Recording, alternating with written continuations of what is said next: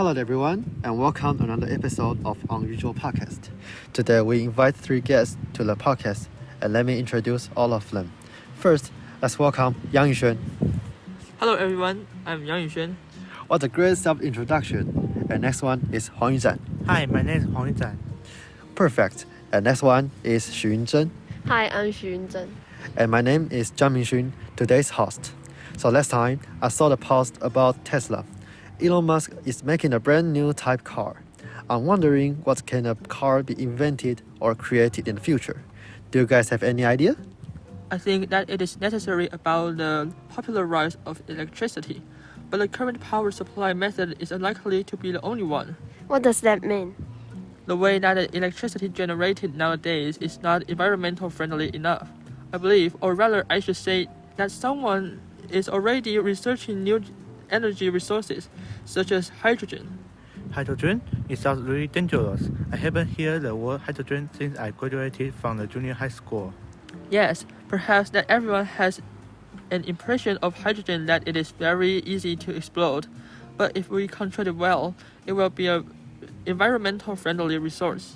Oh, does it mean that it only produces water after combustion of hydrogen? That's true. Let me just tell you the theory of hydrogen car. First, the built-in fuel cell in the car can transform hydrogen into electricity to drive electric motor, and the only additional emission is water vapor. Moreover, unlike regular electric vehicles that recharge the batteries, these next-generation cars refill their hydrogen tanks. But where do these come from? Oh, the question is more academic. There's two main methods to produce hydrogen. First is to heat the natural gas in water vapor to make it reactive to produce it, but it will produce CO2 eventually. So there's second way. We can use the existing electricity to electrolyze water and produce it, and it can be absolutely zero carbon emission if we use the wind energy or solar energy. That sounds more eco-friendly than the energy we currently have. But wouldn't the production cost be very high? Well, the cost of hydrogen energy, whether in production, charging station, or batteries, is still higher than that of the current EV. Widespread adoption still faces challenges, requiring technological breakthroughs and policy support to reduce costs and improve efficiency. Just now, we mentioned about the different energy car. In fact, current human research and the development on new types of automobiles goes far beyond this. There are other vehicles that are more sci-fi, such as the flying cars. Flying car? It sounds really interesting, but is it technically feasible? Of course it can, just like the drone we have now. If we are able to make it larger and have a more powerful electric motor and a rotor to generate sufficient lift, the flying car can take off successfully. And even it can use electricity as the main energy. But what's the point? Don't we already have airplanes? That's true, but people only go on a long trip by land. As long as everyone has a flying car, the traffic jam can be easily solved.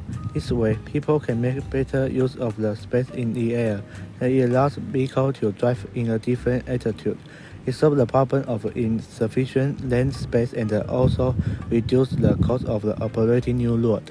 Ah, I see. Then how's the progress going? There have been many test cars development. It is expected some will be solved in a few years, and they will be operated by licensed professionals to fly in a specific area. However, the current price is very high, nearly 100 million. What? 100 million? Oh my god, that's so expensive. Yeah, manufacturer anticipates lowering the price to around 1 million, making it affordable for everyone.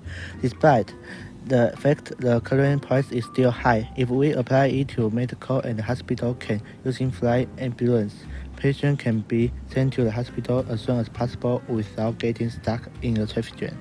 Yeah, this is important since ambulances face many obstacles on the road. Correct. Although the price is indeed high, but if it can be applied on taxi or Uber, people won't have to spend too much money. With just a little money, we are able to travel faster. Wow, that sounds great, but it still seems we'll have to wait for a while. That's right, if everyone could have a flying car, transportation and space usage will become more flexible, and it could even change the people's concept of traffic. A more convenient life is coming. Hey, I also thought of that. In recent years, there has been a push to invent the driverless car model.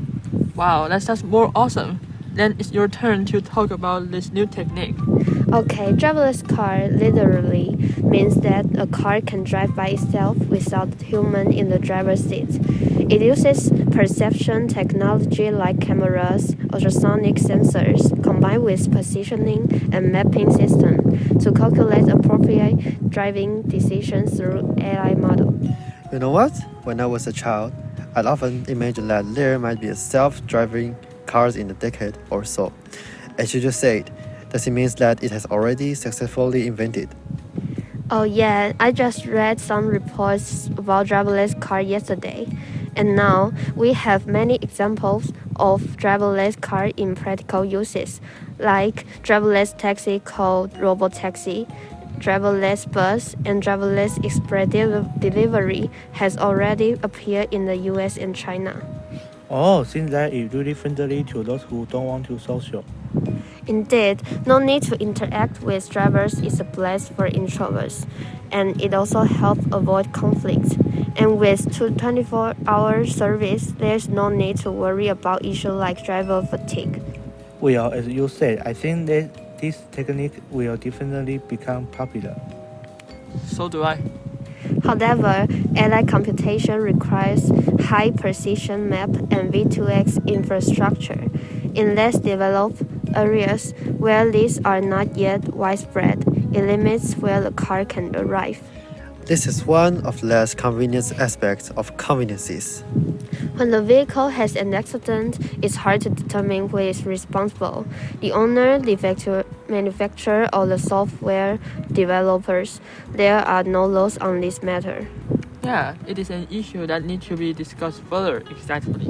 Okay. So today we've learned so many ideas about the development of future automobiles from you guys. And it turns out that the technology truly holds infinite possibilities. Once the future comes and these cars are invented, I will definitely be the very first buyer. But we don't know whether these vehicles will be expensive or not.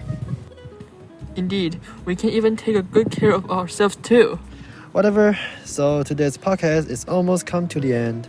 Thanks guys for listening and we really appreciate it. I'm Zhang Minxun I'm Yang Yuxuan. And 黄云展 I'm Xun Zhen. and we will see you in the next episode. Adios! Bye. Bye bye.